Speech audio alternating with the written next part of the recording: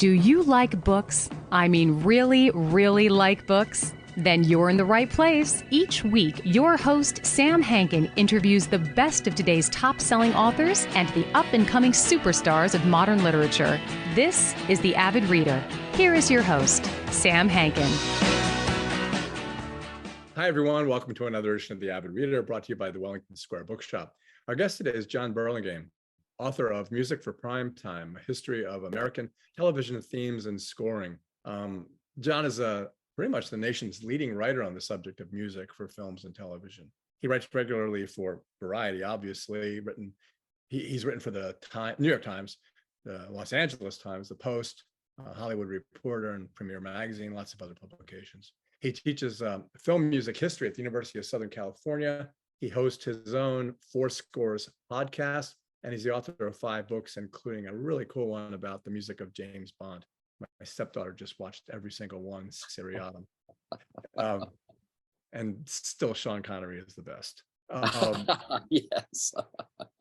So in any event, I started this and I was just saying to John before we started, when he opens up with The Lone Ranger, and it's kind of a one-off here because it's Rossini's William Tell Overture, which is a little different than everything else in the book. But I mean, there's something so evocative in your mind, kind of like smell is, like the smell of burning leaves. So I can remember the TV trays, my mother bringing out the Swanson banquet TV dinners. It just conjures so much. And as I was saying to John earlier, I'm going to be 71 in May, and this is also clear to me, but for most of my listeners and readers and patrons of the bookshop, you may be very young in terms of when I was looking at TV, and you may not remember the fact that I was ecstatic when my father allowed us to watch Bonanza at 8:00 on Sunday night. So one of the things I thought would be a good idea when you read the book is to have YouTube open, and when you see the name of a show, click that theme on YouTube, and they'll generally come right up. And it was fun for me too. And then of course I went down the rabbit hole and watched Superman meets Batman. It's like, why am I doing this? I should be getting ready for the interview. In any event, thanks so much for joining us today, John. It's a pleasure to have you here. Yeah, thank you, Sam. It's a pleasure to be here. So, all the stuff that I read about this book indicates that you've been working on it for like 35 years, and its predecessor. Why the hell are you? What is it that gives you this passion and this, fire in the belly kind of thing? It's a kind of unique intersection of multiple things. As a kid, and by the way, I'm almost your age, Sam. As a kid, growing up in the late 50s and throughout the 1960s, I was musically inclined. I mean, I played the trumpet for a while. I sang in our church choir and in our high school choir. So I was musically inclined. And when I started in journalism in the 1970s, I was already kind of a big film fan, and had always, of course, enjoyed television growing up. But I was constantly mystified by the fact that people writing about film and television almost never mentioned the music, which was curious for me because the music provided so much. I mean, these were audiovisual media, not visual media. And so the music counted for so much in terms of the emotional content of what it was that we were watching and experiencing. And, music can make you sad. It can make you happy. It can propel the action along. It can provide subtext. It can tell you where you are geographically or in a time frame. And it's a tremendous asset in filmmaking and television making. So I could understand why very few people, if any, were ever writing about this topic. You'll remember, Sam, that when we were growing up, Henry Mancini was kind of a household name. And he, in fact, made his reputation with a show called Peter Gunn, which went on the air in '58, which had this sort of cool jazz vibe that basically influenced practically every cop and detective show for the next 10 or 15 years. They all had to have great jazz themes, and they did, many of them. So when I became a journalist in the 70s, and I started writing about film in a small town paper, but more when I got to LA in the 80s and started writing full time about entertainment, I used every excuse I could to try to interview or meet or both all of my favorite composers, many of whom had worked in TV. And I found that almost no one was writing about this as a topic. So I started to do so for places like Emmy and Premiere magazines, and then later the trades, The Hollywood Reporter and Variety. And I kind of made it a specialty. By the time the mid-90s had rolled around, I had interviewed quite a number of composers. And I'd gotten the backstories of the Addams Family and the Beverly Hillbillies, and Hawaii Five-0, and Dr. Kildare, and the Twilight Zone. And all of these people, not just composers, but also producers, music editors, and in a couple of cases, even actors who had an interest in television. So all of those things combined. And as you pointed out in your intro, I did an early version of this book in 1996 that sort of covered a lot of the basics from that early period of television. But I decided to update it 25 years later, and it turned out to be massively larger in terms of content. And so it's almost twice the length of the original book, and benefits from not just all the interviews, but everything I've learned about the making of music for TV and film ever since then. And because no one had really tackled this before, and I'd interviewed so many people who have now, in the interim, have passed on, that I thought it was a good idea to combine all this into a kind of history of American TV themes and scoring. And two things about what you just said. One is, because it's the new book, and for people who are much younger than us, you take us all the way forward to the Marvel Cinematic Universe in this book, which obviously right. Before. But then and shows like Succession and The Mandalorian, right, and Game of Thrones. Yeah, and I didn't really expect that. I expected you to stop somewhere, but I thought, oh, wait a minute, he's up to today. But that reminds me, because if you go back to the very beginning, there really wasn't any interest, writers, directors, studios, and even having music. And so in the beginning, talk about this concept of a library of music. We don't want to pay anybody. We don't care about ASCAP or BMI. We just want to fill it in. Talk about that. It's true.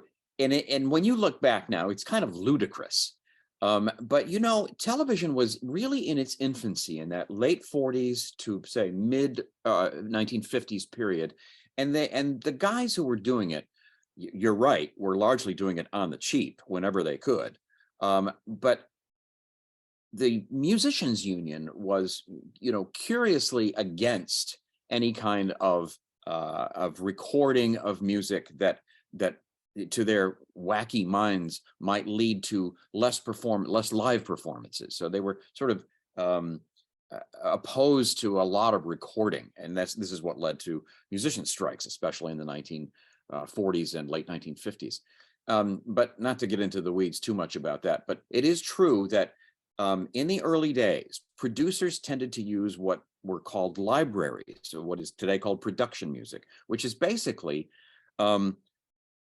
generic dramatic music that could cover a myriad of situations. It's scary music for 20 seconds, love music for 35 seconds, chase music for a minute and a half. This kind of things, and they're very often they were recorded in Europe so that they could avoid any kind of union payments or residuals, and they were done on the cheap. Often, for example, the music for The Lone Ranger was mostly recorded in Mexico because it was cheap, and they could get away with not having to, pay American musicians.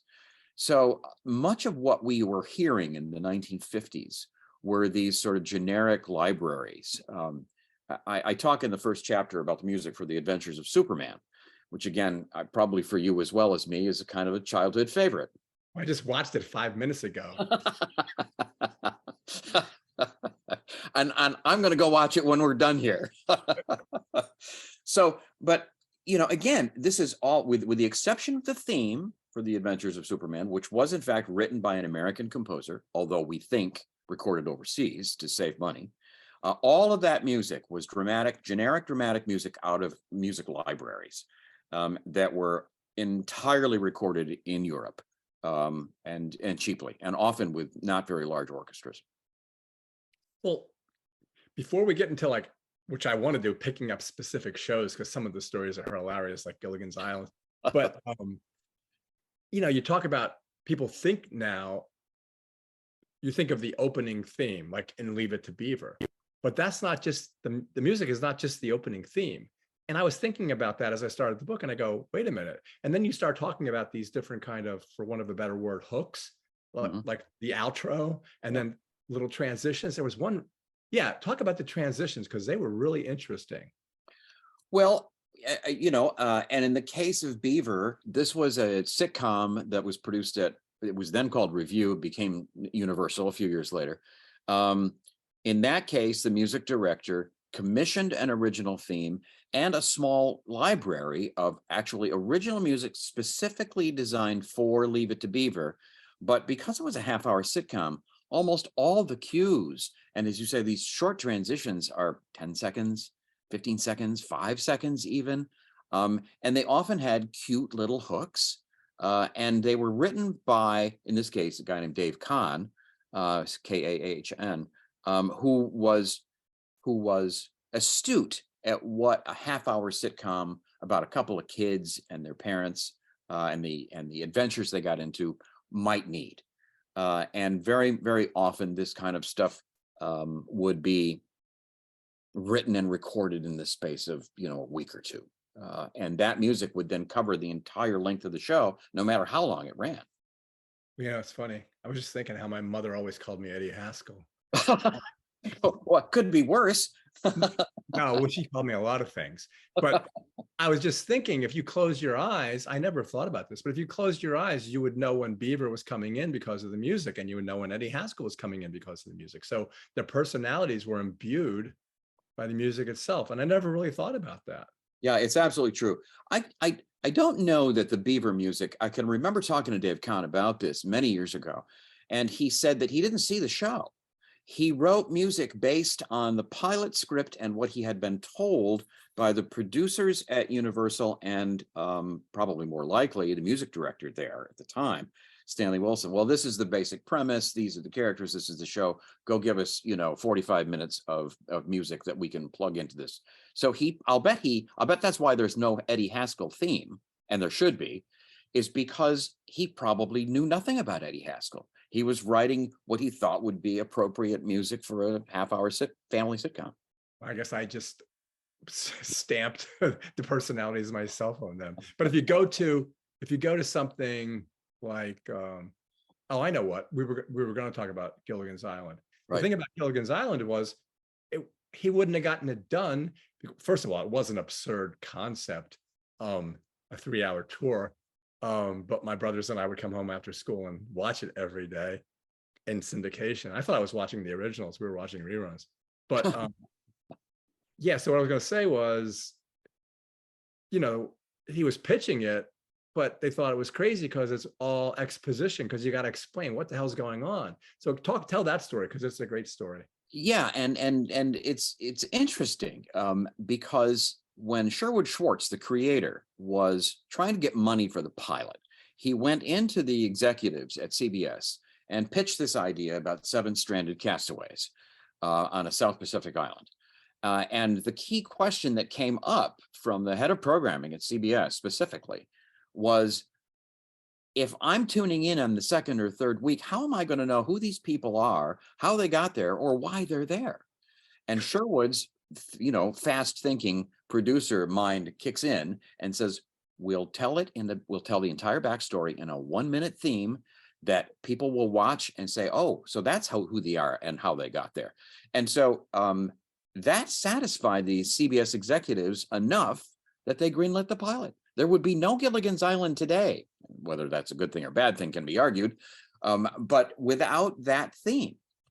It's funny because I like the way you said that he must have told you that he started at 7 and finished the song at midnight. And here's the funny thing: when Sherwood started it, when he actually, the original, and actually, if you ever take the time and trouble to find the original Gilligan pilot, it's a different song. the lyrics are largely the same, but it's a calypso. Yeah. And when Sherwood Schwartz took it to his composer friend, George Weil, George said, well, a calypso's all wrong. That's in the Caribbean. You need a sea chanty. Yeah, yeah, you know, and so there you go. It's this, the real Gilligan's Island theme is actually more of a sea chanty. The funny thing was, remember, and you mentioned this in the second season when they had to shove in a Professor and Marianne, which screwed up the whole melody, but it didn't make any difference, right? That's right. That's right. The Professor and Marianne, which I'm sure is the result of the actors' agents going to, you know, going to the producer and saying, hey, we got left out of the first season. You got to put us in now. Yeah, I can just see that. It's better than giving them more money, you know. It's like someone a new which they probably didn't. Right. But then there's, you know, you talked about Peter Gunn, you know, like I wanted to be Peter Gunn, my brother wanted to be Robert Wagner and To Catch a Thief, but you know, these are all heroes, and I still contend that the music to me was a part of their personality. It was kind of the gestalt, especially in Peter Gunn. And I can't remember the theme of it was To Catch a Thief, right? What was that? It Takes a Thief. Takes the Thief, right? Yeah. Yeah. With Robert Wagner. Yeah. He was a cool guy. Oh yeah, he was great. And he was the beneficiary of a couple of really great themes. It Takes a Thief was written by the great Dave Grusin, a top jazz guy, when he was active at Universal in the late 1960s. But then Heart to Heart in the late 1970s was written by Mark Snow, who didn't get any real traction as a composer at the time, but who later became famous for writing the theme for the X-Files. Although I think most people can probably hum the Heart to Heart theme, you know, because it was popular. The show was popular, and that's always a key.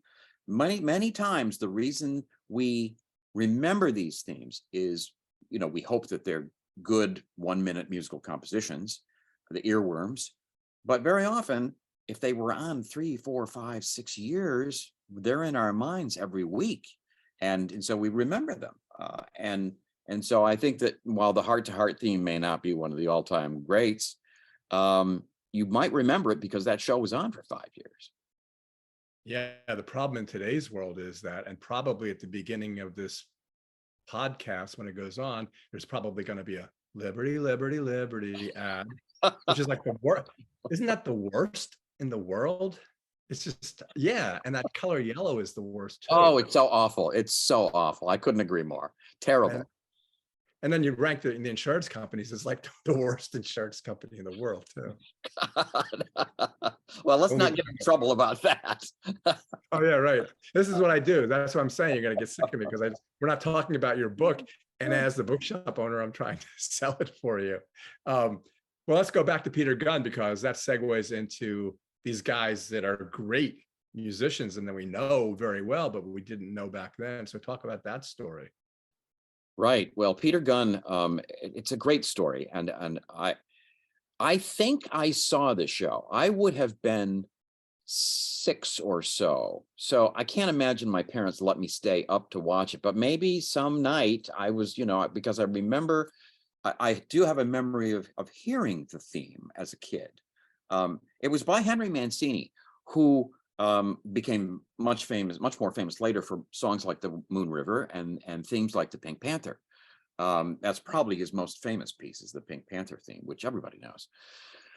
But in 1958, he was an unemployed composer who had just been let go after several years working at Universal, you know, cranking out B movie scores, but learning his craft.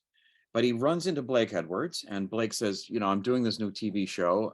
And Henry had 3 kids and a wife and needed a job, and said, you know, the show's called Peter Gunn. And Hank goes, is that a Western? And the answer is no. It's a private eye show about a guy who hangs out at a jazz club and whose girlfriend is the jazz singer in the club. That's Craig Stevens and Lola Albright.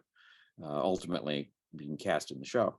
And Mancini brilliantly, and yet I remember talking to him about this. It was a practical consideration, because part of the job of the music director of that show was he had to arrange and conduct the songs that Edie Hart, the girl in the club, would be singing every week. Oh, that's right. So he needed a jazz band.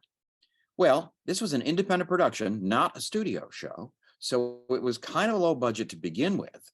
And so the idea was, well, we got these jazz guys, we'll do a jazz score behind them that will serve the dramatic purposes of the show. So in retrospect, it was brilliant. And Mancini, with, at that point, 1958, I think 7 years of scoring experience behind him, knew how to write this music that would service the picture, provide the kind of action music, the kind of love music, the kind of, sometimes you just need neutral music to move a scene along a little bit. He knew how to do all that. And he did it with generally an 11 or 12 piece band of top jazz players. And, you know, I play that album to this day.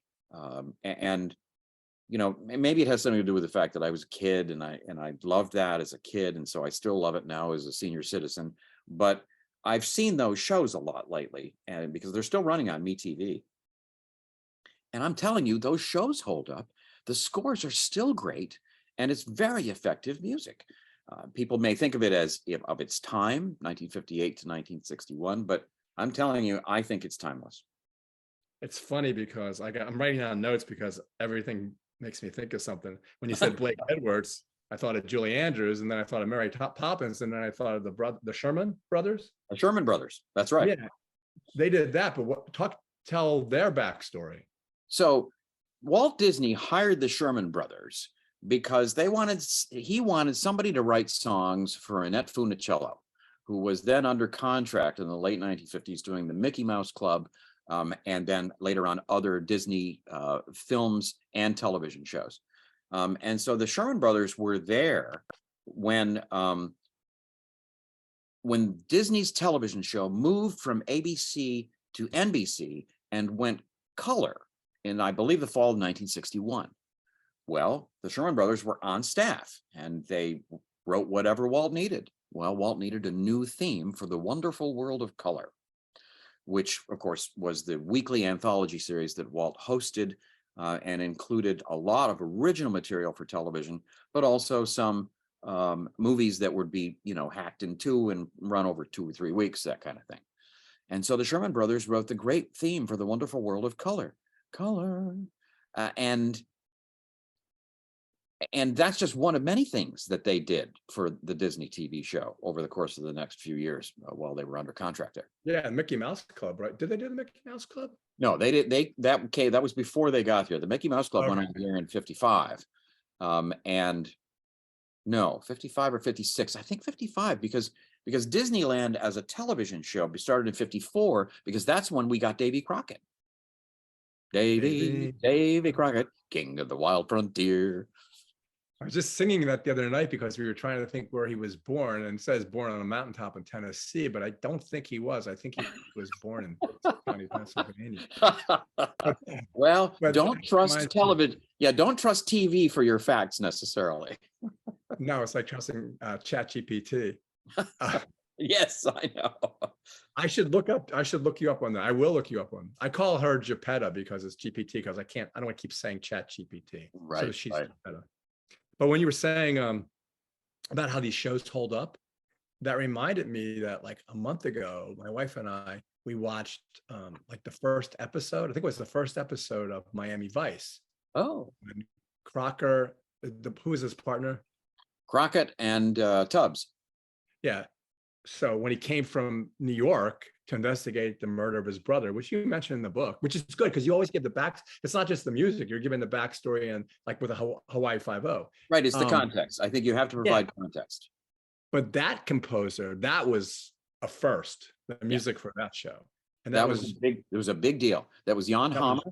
Yeah. And he had come from the Mahavishnu Orchestra, and he was a first-rate synthesizer programmer and keyboard player.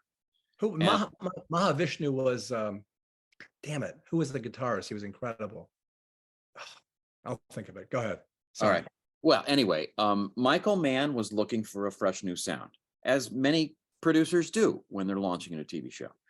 And he met Jan Hammer, who offered him this theme, and man was so taken with it that he gave Hammer the job, and it was Jan Hammer's job. And I think he did the first full 3 seasons of completely scoring the film in his studio with just his synthesizers and, you know, whatever drum machines. And I think he played a little guitar. He just did it himself. It became the beginning of sort of the one-man band scoring these shows, because Vice went on the air in the fall of '84, and synthesizers were becoming very big in that era. They had sort of started, nobody much heard them until Switched on Bach hit it big in 1968, but they didn't really become popular in pop music until the '70s. And by the '80s, lots of people had synthesizers, and producers found it financially attractive to hire one guy, you know, working in his garage with a bunch of synthesizers, rather than an orchestra of 35 people or 25 people, which had been the norm throughout the '60s and '70s. It became a financial aspect as well as hip. It was certainly hip in '84. I think by the time, you know, 1990 rolled around, people were kind of tired of it. Who was the guy before Miami Vice that did those? He says it wasn't rock and roll, but it was close to rock and roll. And he used not synthesizers. You're probably talking about Mike Post. Yes. Yeah. Oh, because yeah. Because Mike used a synthesizer in the main title of the Rockford Files. Right. And even before that, Quincy Jones used a synthesizer in the main title of Ironside in the fall of '67, which was very, very early. I mean, it was groundbreaking, because people had not heard that sound on TV before. But in Ironside, it was just that sort of yum yum yum yum kind of siren kind of sound, and that's all there was. Lalo Schifrin used a Moog synthesizer to emulate an ambulance sound in the main title of Medical Center, and that was around '69 or so. But it was pretty unusual. Then when Mike put it into the main title of Rockford in '74, people started to wake up and thought, hey, this is pretty cool. Yeah, and it's so funny that it was turned in the Rockford File, this funny detective show, and James Garner, another one of my favorites, reminded me of my dad. But yeah, and that show again, I will have to say that the personality of James Garner was really brought out in that. And you even say something about it's kind of humorous, a humorous theme. Yeah, that's right. And because Garner was from the Midwest somewhere, wasn't he? He landed in California, but Garner's background is the reason for the harmonica in that main theme. And so again, this is the artistry of astute composers who get a sense of a character. It's like the same composers, Mike Post and Pete Carpenter, did the theme for Magnum PI. And you've got that sort of hard, guitar sound that sort of starts it, and this sort of moving dynamic piece, because once again, you've got Tom Selleck. He's pretty cool. He's in that red, what kind of car was that? Was that a Corvette? It should have been a Corvette, but for some reason I'm thinking it's a Ferrari. But I think I bet it was a red Ferrari. I bet that's right. Yeah. Anyway, so you've got the artistry of the composer comes to the fore here, where they get a sense of what the characters are like, or what the basic storyline is like, and then they try to interpret that musically. Well, the one that's key to me, and you talk about it a lot in the book, is Hawaii 5-0. Yeah. And I even now, as I'm talking to you, I see the wave. I can see the wave and the music that goes with the wave. And the other thing is, I love the Ventures, from Wipeout, and what a great gig for them. Oh yeah. Well, as you say, I do talk about it a lot in the book, and I could probably eat up 20 minutes right now talking about 5-0 and the Ventures and Maurice Stevens. This is 1968, and of course this was network. This was CBS, and Mort was the head of CBS Music at the time, and this was an in-house CBS production, so the job of music fell to him, and he came up with this dynamic, memorable, hard-hitting theme. But the magic, I love that theme. And I love Mort's music for that show. I mean, I not long ago, I played through 10 or 15 of his best scores, and I'm telling you, is just great stuff. And I think it holds up now, and it doesn't sound dated to me at all. But the point I was going to make was and this is the magic of television. When you put that music up against that imagery, that main title was designed by a guy named Reza Badi'i, and Reza was a genius at montage. And shot all this second unit stuff on the islands, with the girl, and then the shot of the airplane, with the camera kind of going underneath it, and that huge wave. But you match the imagery with the music, and it forms a kind of memory that remains with you.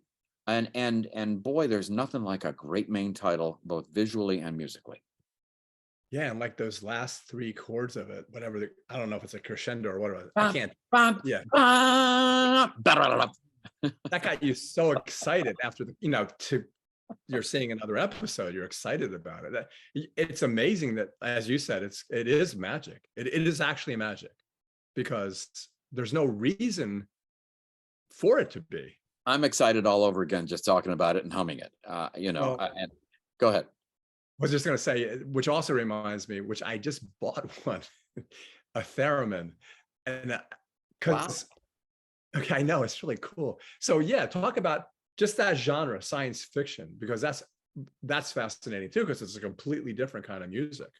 Yeah, that's right. And the history of science fiction and fantasy on television is filled with great musical moments. Now, we've got the Twilight Zone theme, of course, which was the first season theme was written by the great Bernard Herrmann, who at the time was in the middle of his Alfred Hitchcock period, but who really understood how to create a mood. And it's just not really creepy, but sort of atmospheric and moody. But for the second season, somebody at CBS goes, and I tell this story in the book, somebody at CBS said, well, it's kind of down. You got anything that's up? So the head of CBS West Coast Music, a guy named Lud Gluskin, who has an interesting backstory of his own. He flew in World War I. He flew planes in France in World War I. He got the Croix de Guerre. And then he comes out and he starts his own band, and he's playing in Germany and France. And then he comes to CBS and he becomes head of music for the West Coast. This guy goes into the library.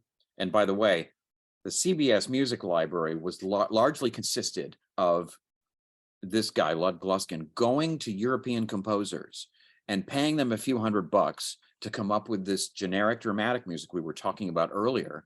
And then he'd bring it home, so he didn't have to pay any American musicians or any royalties of any kind. And then he would just track that into episodes. Well, he had some stuff in the library by this obscure French ballet composer named Maurice Constant. And I talked to the music guys who were there at the time in '59. And they said, most of this stuff was useless. You have this electric guitar going, which is never going to serve any dramatic purpose whatsoever. But it was weird. And so they went into the library, and he put this one, Étrange number 3, together with Milieu number 2, as they were called, because the guy was French, and built them into this new main title, which we now remember as the Twilight Zone theme. And here's the kicker. Nobody bothered to tell Maurice Constant, the composer, that this was being done. He didn't find out until over 2 decades later that his music had been used as an American TV theme called The Twilight Zone. And that theme, I would put that theme in my top 5 themes of all time. And it's an example of the power of a television theme. When we were kids, and I'll bet this happened to you as it did to me. When we were kids, somebody in class would say, do, do, do, do, do, do, do, do, which meant automatically, it was kind of American musical code for there's something weird happening. Just as the Dragnet theme, if somebody was called to the principal's office, invariably somebody at the back of the room would go, da, da, da, da, because you're in trouble now. It was the theme for Dragnet. It becomes a kind of American music vernacular in a way. I'm trying to think of other ones, but the only one I can think of is Jaws. Yes, right. Which has kept us out of the water since 1975. Definitely. Yeah. Well, how do you keep, I mean, now I understand the 35 years because you have all these people in your head and it's amazing because, and you know, all their backstories, but how do you, how do you keep all that in your head? It's like, what is encyclopedic? Well, and thank you. It's too many years of studying it, figuring it out, interviewing the people, learning about it, researching it to death. There will be a time, I guarantee you, when I don't remember any of this. I'm at that time. But the thing about it is that I asked you in the beginning, you gave me an answer, but it's not really the right answer because I asked you, why do you have this passion for it? And you said, well, you like music, blah, blah, blah. But there's something else going on because it goes on with me too. So there must be this thing that just keeps pulling you into it. You know, I don't know. I suppose it's an obsession because when you're 13, as I was, and you get a reel-to-reel tape recorder, and the first thing on your mind is, I need to tape all these TV themes that I love so much, which I did. And I still have many of those tapes from the 1960s. And then in the 1970s, we got cassettes. I have a lot of cassettes that I've since transferred to, you know, CD. I have tons, and that continued right into the 90s. And I would tape anything that I thought that, not anything that I loved, but also anything I thought I might never hear again if the show got canceled. I mean, for example, we were talking about 5-0. One of my favorite Morty Stevens themes post 5-0 was when you remember Wo Fat, the villain on 5-0? Yeah. So in around 1973 or 4, CBS decided he was so popular as an actor that they spun him off into a series called Khan, Khan, where Kai D, the guy who played Wo Fat, was a detective in San Francisco's Chinatown. Well, it only lasted 4 episodes. It didn't. That was it. But Morty's theme for that, which I taped at the time and still have today, was great. I was playing it just the other day and I thought, geez, this is great. I wish he'd done a single of this. I know you talk about all these shows, the great theme, it lasted 1 season. That's right. I asked Quincy Jones if he, for the backstory of the Wednesday Mystery Movie, which was the second year of the mystery movie of the 1970s, because Henry Mancini had written the theme that we remember most for the mystery movie. But Quincy came along when NBC decided to do 2 nights a week of the mystery movie. Quincy wrote this great roaring big band theme. He didn't remember it at all. He had no memory of writing it at all. Well, it's a good thing I have that on tape. Well, it's funny because I don't know. It's like it is completely different today because when you get into the present time, whether it's The Mandalorian or MCU, but then you take a situation like with what's the one with see, this is where my mind is going and I know it, the MCU, the funny one with the She-Hulk? No, I'm gonna have to edit this out because I know what I'm trying to think of it with Rocket and Guardians of the Galaxy. Yeah. And okay, I'll leave it in because it just shows I do it every time. But anyway, Guardians of the Galaxy. So there you have the awesome mix, and now 3's coming out. And they've just released the awesome mix. That's a completely different thing. That's right. It's designed to make a lot of money. Yeah, that's right. But it also plays into the original concept of that show by James Gunn, the filmmaker, who wanted it to be specifically 1980s pop stuff. I don't deal a lot with song compilations, although I do talk to music supervisors toward the end of the book. Music supervisors are the people who generally clear songs, pre-existing material that, especially now, go into a lot of TV shows. So, there's something to be said for it. I'm not the biggest fan of an endless series of songs, that are plugged into movies and TV shows. I think very often it's meaningless. I much more interested in original material composed for the show. Like, for example, WandaVision had original songs written for them, and they were all really clever. Yeah, because it was a 60s show. That's right. That's right. And Kristen and Bobby Lopez wrote those songs, and they're the people who had earned Oscars for Frozen and then Coco. And they're really talented people who put their minds into that 60s and 70s period and came up with these really clever songs that worked for the show. It was like Bewitched. Yeah, exactly. Yeah, it was exactly Bewitched. That first dinner where they invite his boss. Yeah, that was Bewitched. And there's a kind of Dick Van Dyke Show kind of vibe to one of them, Yep. Stepping around the stool instead of tripping over it. Right, exactly. Same season. It's but then if you look at something, okay, look at Quentin Tarantino then, and like Kill Bill. Those scenes the violent scenes are choreographed to specific songs that guys are making a lot of money on that they never thought they'd see another penny from. Oh yeah, that's right. And I remember talking to Charles Bernstein, who is a composer who shows up fairly late in the book, because his primary claim to fame was made for TV movies for both network and cable in the 90s and the early 2000s.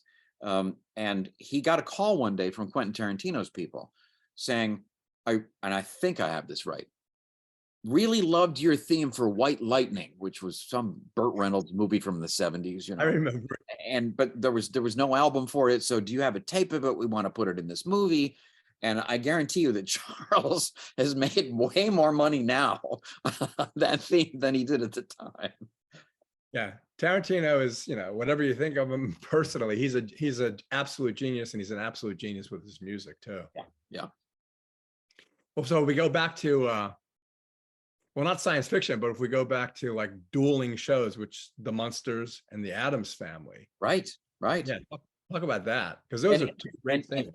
People forget that they both went on the air in the fall of '64. And The Addams Family was on ABC, and The Munsters, if I remember correctly, was on CBS on different nights. And The Addams Family had a song written by an old Tin Pan Alley songwriter named Vic Mizzy. And he came up with that sort of harpsichord thing, and he came up with the finger snapping, which you see in the main title. And because he did it early, they shot the main title to the actors, snapping their fingers in time to the music, which was playing in the background. And he would do the same thing a year later with Green Acres. He came up with that whole concept of the main title where and he was, and by the way, he was a funny guy. He wrote funny music, and he was a funny man. But the Munsters required an instrumental theme. They didn't want a song for that. And of course, the Munsters is Fred Gwynne and Yvonne DiCarlo and Al Lewis, a lovely, nice family who just happened to be a bunch of monsters. And Jack Marshall, who is the father of Frank Marshall, one of today's biggest producers, who's about to have Indiana Jones 5 in the marketplace. His dad was Jack Marshall, who was a great studio guitarist in the 1950s, who started writing music for TV in the 1960s, and came up with this kind of Bernard Herrmann meets Dwayne Eddy twangy guitar, which was funny, but also somehow gave you the idea of what it was we were going to see, which is, yes, they're monsters, but they're really nice people, and this is going to be a funny show. And also, it's funny that in both of those, as they do in many shows, each character is introduced in that opening. They walk into frame when the portion of the music is playing. I thought, just like the shows were, I thought the theme for Addams Family was more sophisticated than The Munsters, which was a less sophisticated show. I think that's actually true. I think that's accurate. Vic, if you listen to the album and you look at those shows, he wrote themes for characters, which you don't really get in The Munsters. Most of the music in The Munsters is in one way or another a riff on the main title, the main theme. But for the Addams Family, he wrote a merengue for Morticia, and he wrote a tango, for Gomez. And of course, there would be Lurch at the harpsichord playing that sort of pseudo classical stuff. I don't know if there was a theme for Thing or not, but I think there is one on the album. It's so funny because, you know, my kids and their kids are watching Wednesday Addams now. That's right. And isn't that interesting? And that, I think that Wednesday is a pretty good show.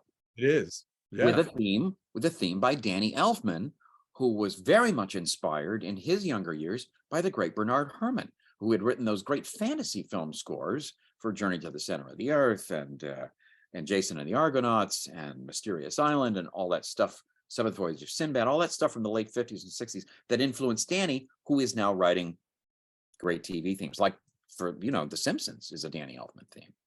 Seven Voyages of Sinbad. You're doing these things, and now I can't even, you know, I'm just thinking of that in my head. And that was really great. That was a great song. Oh yeah, yeah. That Bernard Herrmann stuff for those fantasy films is great to this day. I mean, it's colorful. It evokes not just the period but the place, and it's all tremendously. And the great thing about those scores is that they're colorful. He uses exotic, oversaturated, like Wes Anderson movies. You know what I mean? Yes, very much so.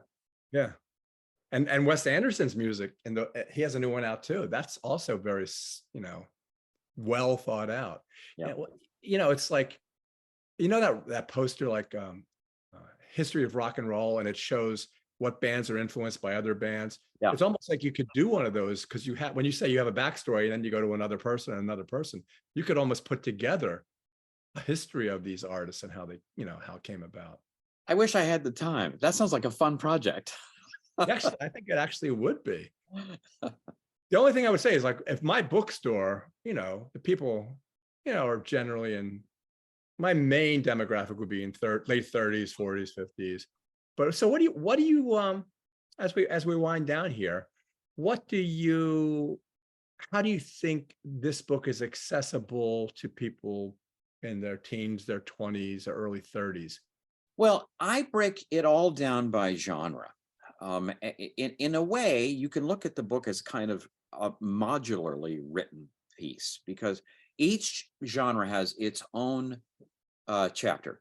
So, for example, I start the science fiction and fantasy chapter with Twilight Zone, but I build up to contemporary shows, like, for example, The X-Files. And there's an entire chapter on cable and streaming music, which basically starts when cable becomes big in the 80s and 90s, but spends a lot of time on more recent shows. You know, we've already mentioned things like The Mandalorian and Succession and Game of Thrones, but also I talk about you know, a lot of the recent shows that have been on streaming and cable. What was the Washington political show that Jeff Beal scored? West Wing? Oh no, I talk about the West Wing in the drama chapter. I know. That's supposed to... What? No, I know what you're thinking. Not House of Cards. House of Cards. Yeah, right. Yes, exactly. That was good. That was how quickly we forget. Well, yeah, he's canceled. So he's canceled. That's right.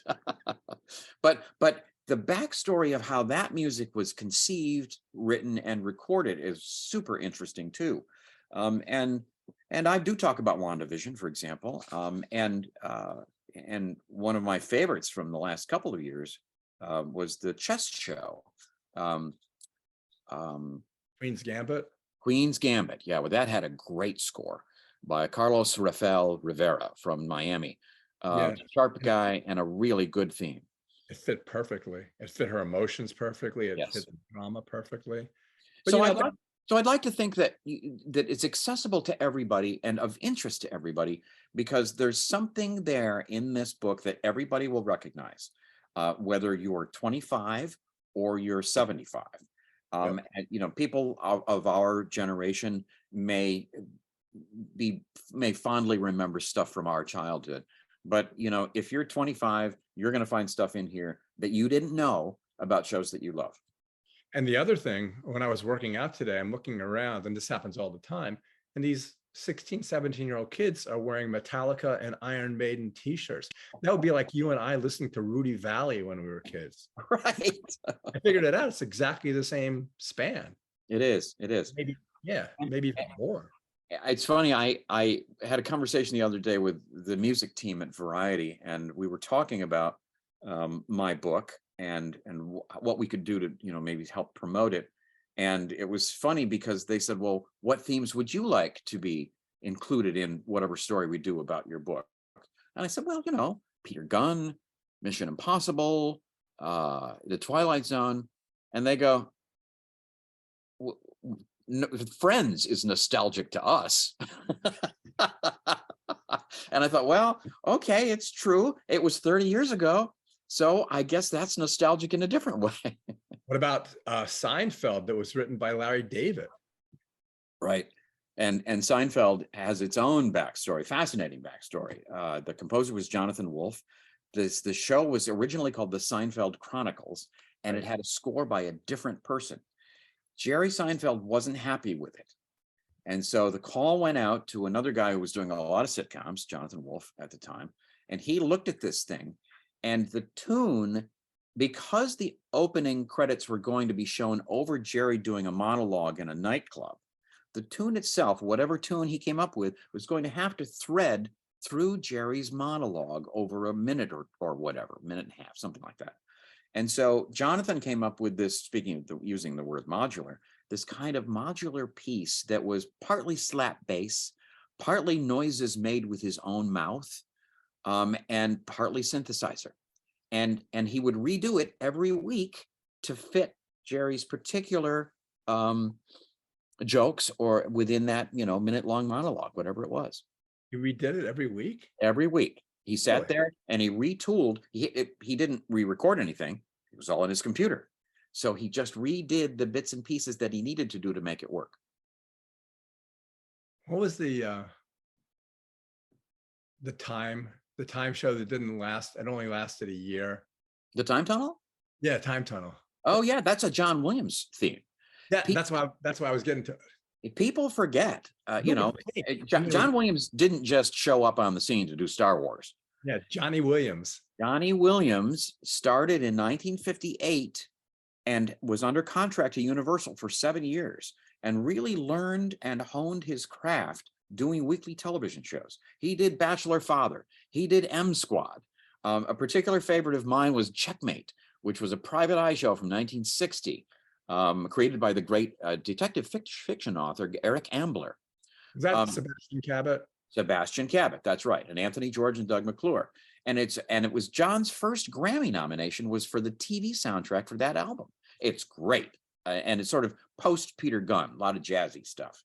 But then John goes on to Fox and meets the producer Irwin Allen, for whom he then does Lost in Space, The Time Tunnel, Land of the Giants. And then that leads to John doing the Irwin Allen movies of the 1970s, like The Towering Inferno and The Poseidon Adventure. So all these things connect. I remember when my father was, he was a builder. He was building a shopping center. On the day of the opening, he hired Doug McClure to come and be like that. I don't know how much he paid him, but seemed like a nice guy. I was just a kid. And Doug McClure was, of course, as I'm sure you remember, was Trampas on the Virginian. Yeah. One of the great Western themes of the 1960s, written by a guy who never wrote another TV theme, Percy Faith, who was a very popular arranger conductor of what we would call middle of the road albums of the 1960s. Yeah, and the other good one at that time, maybe a little earlier, was Wagon Train. Wagon Train. Which one was the one that was Clint Eastwood was on? Rawhide. Rawhide, yeah, that too. Yeah, and with a great song by Frankie Lane that was written by Dmitri Tiomkin, the big-time Western composer who had done High Noon and Gunfight at the OK Corral. And they had the whip in it? Yeah. Oh, yeah, Crack the Whip, absolutely. Yeah, okay, well, okay. Because we could go on forever. I know. This is great. But actually, all right, to close it out, I always say last question, and it's not the last question. But so last question. So where are we now? You're talking, you brought us to the present day, but I don't see it as being the same. It's like, I'm an old geezer. Those aren't the same kind of songs that we used to listen to, that kind of thing. Well, everything changes. I have to say that I think Succession is as much an earworm as anything that we remember from the 60s. I mean, that's just a great theme. I think it runs for about a minute and a half on that HBO show.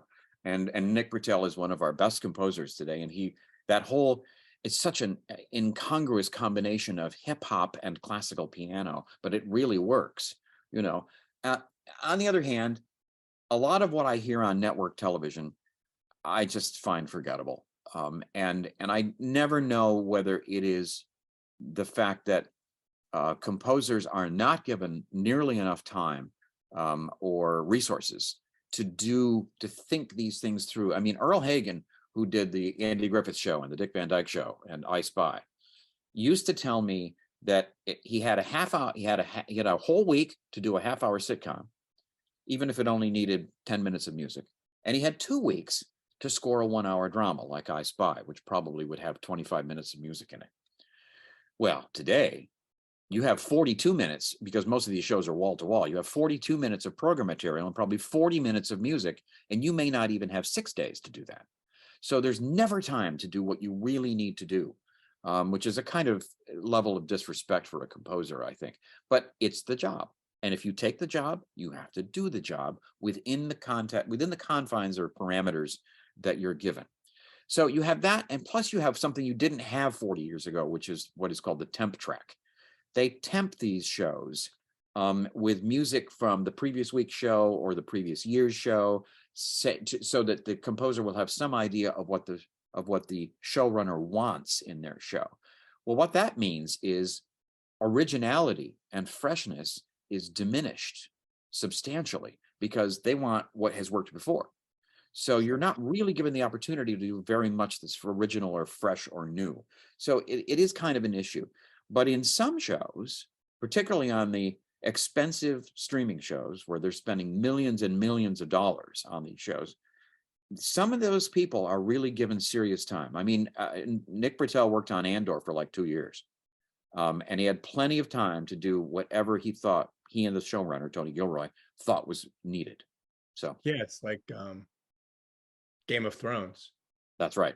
Which bore a whole genre of movies like Game of Thrones, in which the same ponderous and dramatic music is going to be used for the rest of time, as far as I know. And now we've seen more dragons than we ever need to see in our life. Yeah. Well, one of them died.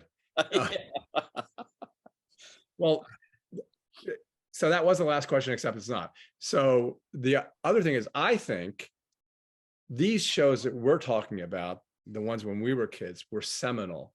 And just like much of our culture now, things are derivative. And that's not, I don't mean a value judgment, because they're necessarily derivative.